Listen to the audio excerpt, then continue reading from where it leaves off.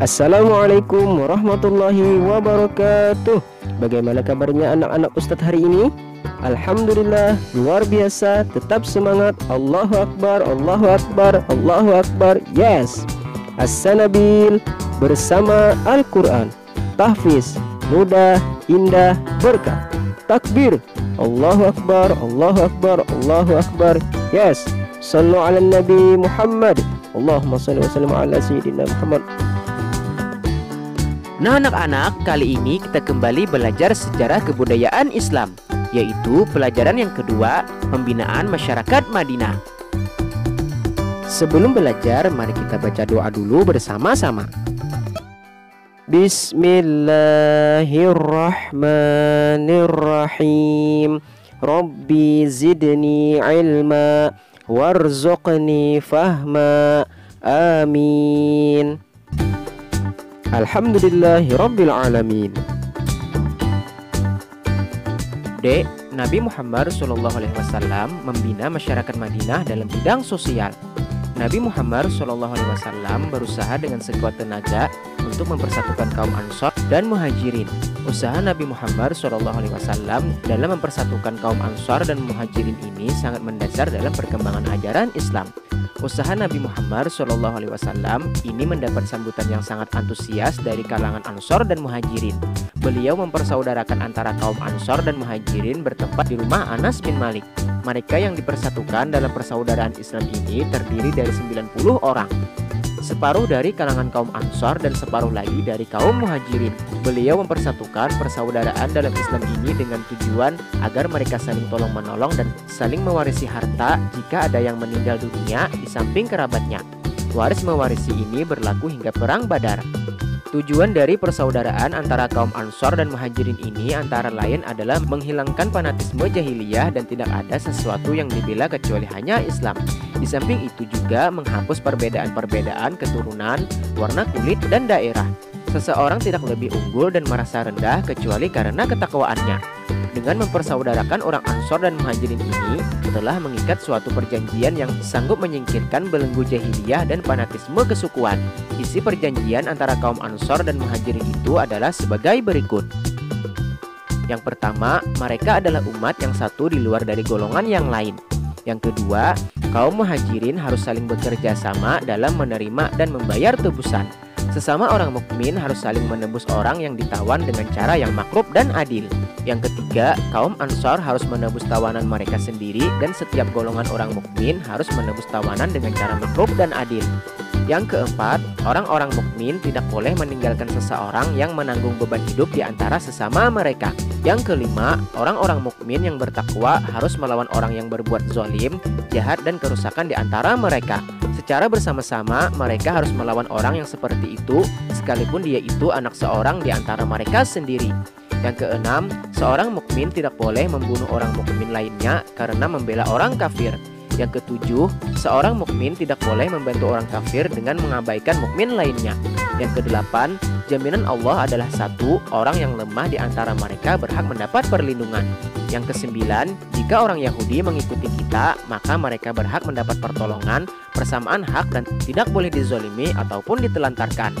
Dan yang kesepuluh, perdamaian yang dikukuhkan orang-orang mukmin harus satu. Seorang mukmin tidak boleh mengadakan perjanjian perdamaian sendiri dengan selain mukmin dalam peperangan fisabilillah.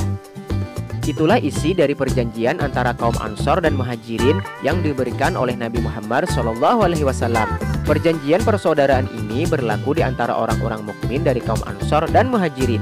Perjanjian persaudaraan ini juga berlaku bagi mereka yang mengikuti mereka dan orang-orang menyusul di kemudian hari dan berjihad bersama mereka.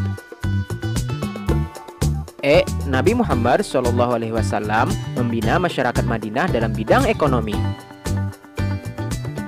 Keadaan masyarakat Madinah sebelum kedatangan Islam di bidang ekonomi sejak lama dikuasai oleh orang-orang Yahudi. Kemudian disaingi oleh bangsa Arab yaitu suku Aus dan Khazraj. Bahkan mereka yang membuatkan senjata untuk dipergunakan dalam peperangan antara suku Aus dan Khazraj. Dengan sendirinya, perekonomian suku Aus dan Khazraj semakin melemah dan bangsa Yahudi mengendalikan perekonomian masyarakat Madinah. Sejak dulu, memang bangsa Yahudi pintar mencari berbagai sumber penghidupan dan mata pencaharian. Bisnis apa saja dikuasainya termasuk kurma, khamar, dan kain, bahkan sampai diekspor. Bangsa Yahudi ini menerapkan pasar riba untuk mengambil keuntungan yang berlipat ganda dan mereka bisa menumpuk kekayaan yang melimpah. Suku Aus dan Khazraj bersatu lagi dan tidak ada pertikaian setelah mereka memeluk agama Islam. Keduanya sudah disatukan kembali oleh Islam, maka mereka mulai menata ekonomi yang dulu sempat dikuasainya. Demikian juga permusuhan di antara mereka sudah terkikis habis oleh persaudaraan dalam Islam. Suku Aus dan Khazraj sudah dipersatukan menjadi golongan Ansar. Setelah menata kehidupan secara normal, Nabi Muhammad SAW juga membuat undang-undang yang mengatur pemerintahan dan negara Madinah yang rakyatnya terdiri dari kaum muslimin dan yang bukan muslim, yaitu bangsa Yahudi dan bangsa Arab Madinah yang belum masuk Islam. Dengan demikian, Nabi secara langsung sebagai pemimpin umat keseluruhan sekaligus sebagai pemimpin umat Islam di Madinah. Undang-undang tersebut dibuat dalam pengakuan bersama yang dikenal dengan Piagam Madinah. Di masa-masa awal, kehidupan ekonomi masih dikuasai oleh bangsa Yahudi. Sementara kaum Ansar yang baru saja bangkit masih menata perekonomian mereka. Di saat yang bersamaan, mereka juga menanggung kehidupan kaum Muhajirin. Keadaan perekonomian kaum Ansar yang seperti itu dipahami oleh Nabi SAW yang saat itu memberikan bantuan dan perlindungan bagi kaum Muhajirin. Kemudian Nabi menganjurkan untuk menata perekonomian kaum muslim Madinah baik dari Ansar maupun dari Muhajirin. Usaha Rasulullah dalam membina masyarakat Madinah dalam kegiatan perekonomian adalah mengusahakan perdagangan yang lebih baik. Kita ketahui dalam sejarah Rasulullah, sejak masih muda sudah berpengalaman dalam urusan perdagangan. Ketika bersama dengan pamannya Abu Thalib, beliau ikut berdagang ke Syam, dan ketika bekerja sama dengan saudagar wanita yang bernama Khadijah, beliau menjadi pedagang yang sukses. Bagi kaum Muhajirin yang mempunyai keahlian dagang, segera memulai untuk berdagang ke pasar. Sementara kaum Ansar segera menggarap lahan pertaniannya bersama kaum Muhajirin yang punya keahlian bertani. Bagi kaum Muhajirin yang miskin dan tidak mempunyai keahlian apa-apa, maka Nabi menyediakan tempat tinggal di salah satu serambi Masjid Nabawi. Bagi mereka yang miskin dan lemah tadi, kehidupan sehari-harinya ditanggung bersama kaum muslimin yang ekonominya kuat. Mereka yang tinggal di serambi itu dikenal dengan Ahlu As-Suffah, artinya adalah orang yang berbantalkan pelana kuda untuk tidur. Dengan pembinaan ekonomi inilah, maka kehidupan bangsa Madinah semakin tertata rapi dan bisa dinikmati oleh kaum Muhajirin. Mereka bisa hidup berdampingan dengan rukun antara Ansar, Muhajirin, dan Yahudi. Bersamaan dengan lancarnya kehidupan ekonomi masyarakat Madinah, juga turun beberapa wahyu seperti syariat perdagangan, larangan riba, larangan judi, larangan minum arak, anjuran sedekah, perintah zakat, dan perintah puasa. Rasulullah dalam mengembangkan perekonomian di Madinah menerapkan beberapa aturan dalam berdagang, antara lain adalah sebagai berikut. Yang pertama, dalam berdagang dilarang bersumpah palsu. Yang kedua, membantu yang membutuhkan. Yang ketiga, tidak boleh menggunakan riba. Yang keempat, berdagang dengan benar dan jujur. Dan yang kelima, tidak boleh menimbun barang dan melakukan monopoli. Dengan membina dan membangun perekonomian yang menggunakan perdagangan yang lebih baik, maka Madinah pada saat itu sebagai pusat perdagangan di wilayah Jazirah Arab. Setelah kaum muslimin baik Ansar maupun Muhajirin berhasil menata kehidupan ekonomi, maka dengan sendirinya agama Islam dapat berkembang dengan pesat dan cepat sehingga mereka hidup dalam berkecukupan dan semakin kaya. Bangsa Yahudi sering mengingkari perjanjian Piagam Madinah. Akibatnya mereka harus keluar semuanya dari Madinah. Nabi Muhammad SAW membina masyarakat Madinah dalam bidang pertahanan. Rasulullah menetapkan pertahanan yang utama dalam negara adalah kekuatan iman atau akidah.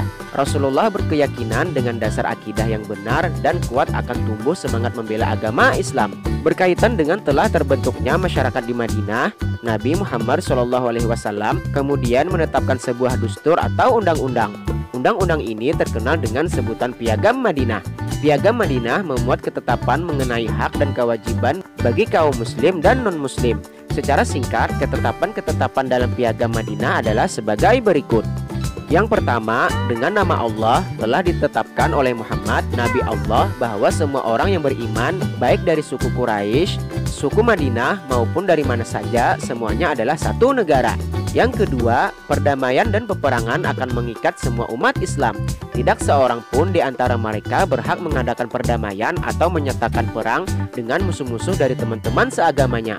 Yang ketiga, orang Yahudi yang ikut serta menggabungkan diri dalam negara Islam akan dilindungi dari semua gangguan serta mempunyai hak-hak yang sama. Yang keempat, orang-orang Yahudi bersama umat Islam akan membentuk suatu bangsa campuran dan mereka akan mengamalkan agama mereka sama bebasnya dengan umat Islam. Yang kelima, sekutu orang Yahudi akan memperoleh keamanan dan kebebasan yang sama. Yang keenam, sekutu orang Yahudi dan orang-orang Islam akan dihormati sebagai penyokong. Yang ketujuh, semua umat Islam yang sejati akan memandang rendah orang yang berbuat kejahatan dan tidak akan melindunginya meskipun dia adalah saudara dekatnya. Yang kedelapan, orang yang bersalah akan dituntut dan dihukum. Yang kesembilan, orang Yahudi akan bergabung dengan umat Islam dalam mempertahankan kota Madinah. Yang kesepuluh, kota Madinah merupakan tempat yang suci dan aman bagi semua orang yang mengakui piagam ini. Yang kesebelas, orang-orang Yahudi dan sekutu umat Islam tidak akan mengadakan persetujuan dengan musuh umat Islam untuk melawan umat Islam. Dan yang ke-12, semua perselisihan di masa depan akan diserahkan kepada Nabi Muhammad SAW. Ditetapkannya piagam Madinah merupakan peristiwa penting dalam sejarah Islam. Piagam itu di kemudian hari membawa perubahan yang sangat besar dalam kehidupan umat Islam. Pembentukan masyarakat Madinah dapat diartikan sebagai terbentuknya negara Islam. Negara itu memiliki unsur-unsur, diantaranya adalah sebagai berikut. Yang pertama, Nabi Muhammad SAW sebagai kepala negara. Yang kedua, kota Madinah sebagai wilayahnya. Yang ketiga, piagam Madinah sebagai undang-undang dasarnya. Dan yang keempat, orang Islam, Yahudi, dan penyembah berhala sebagai rakyatnya. Adapun beberapa fungsi piagam Madinah diantaranya adalah sebagai berikut. Yang pertama, menyatukan suku Aus dan Khazraj. Yang kedua, Nabi Muhammad SAW diakui sebagai hakim dan kepala negara. Yang ketiga, kebebasan rakyat dijamin. Yang keempat, mengembangkan sikap toleransi antar umat. Dan yang kelima, menghentikan adat istiadat buruk bangsa Arab. Demikianlah piagam Madinah memberikan landasan bagi perkembangan Islam selanjutnya. Pada masa selanjutnya, umat Islam menghadapi tantangan yang lebih besar dari kaum kafir Quraisy dan kaum kafir lainnya. Ada beberapa cara Rasulullah dalam mempertahankan wilayah negara dalam menjaga keamanan, diantaranya adalah sebagai berikut. Yang pertama, menggunakan taktik yang jitu ditentukan dengan musyawarah terlebih dahulu. Yang kedua, memberikan semangat atau motivasi jihad sebagai syuhada. Yang ketiga, mengalahkan musuh dengan korban yang lebih sedikit. Dan yang keempat, menunjuk komandan pasukan yang gagah berani dan berwibawa. Dalam mempertahankan dan membela diri dari musuh-musuh Islam, Rasulullah menggunakan dasar yang sangat kuat, yaitu firman Allah Subhanahu wa Ta'ala sebagai berikut. Yang pertama, surah An-Anfal ayat 60. وَأَعِدُّوا لَهُمْ مَا اسْتَطَعْتُمْ مِنْ قُوَّةٍ وَمِنْ رِبَاطِ الْخَيْلِ تُرْهِبُونَ بِهِ عَدُوَّ اللَّهِ وَعَدُوَّكُمْ وَآخَرِينَ مِنْ دُونِهِمْ لَا تَعْلَمُونَهُمْ اللَّهُ يَعْلَمُهُمْ وَمَا تُنْفِقُوا مِنْ شَيْءٍ فِي سَبِيلِ اللَّهِ يُوَفَّ إِلَيْكُمْ وَأَنْتُمْ لَا تُظْلَمُونَ. Artinya, dan persiapkanlah dengan segala kemampuan untuk menghadapi mereka dengan kekuatan yang kamu miliki dan dari pasukan berkuda yang dapat menggentarkan musuh Allah, musuhmu dan orang-orang selain mereka yang kamu tidak mengetahuinya, tetapi Allah mengetahuinya. Apa saja yang kamu infakkan di jalan Allah niscaya akan dibalas dengan cukup kepadamu dan kamu tidak akan dizolimi atau dirugikan. Yang kedua, surah Al-Hajj ayat 39. Udzina lilladzina yuqataluna biannahum zulimu wa innallaha ala nasrihim laqadir. Artinya, diizinkan berperang kepada orang-orang yang diperangi karena sesungguhnya mereka dizolimi dan sungguh Allah Maha Kuasa menolong mereka itu. Mahfuzat. Manjadda wajada. Siapa bersungguh-sungguh akan mendapat. Alhamdulillahirabbil alamin. Nah anak-anak, untuk pelajaran kita kali ini cukup sampai di sini dulu. Semoga apa yang telah kita pelajari bermanfaat dan berguna untuk kita semua. Wabillahi taufik wal hidayah. Assalamualaikum warahmatullahi wabarakatuh.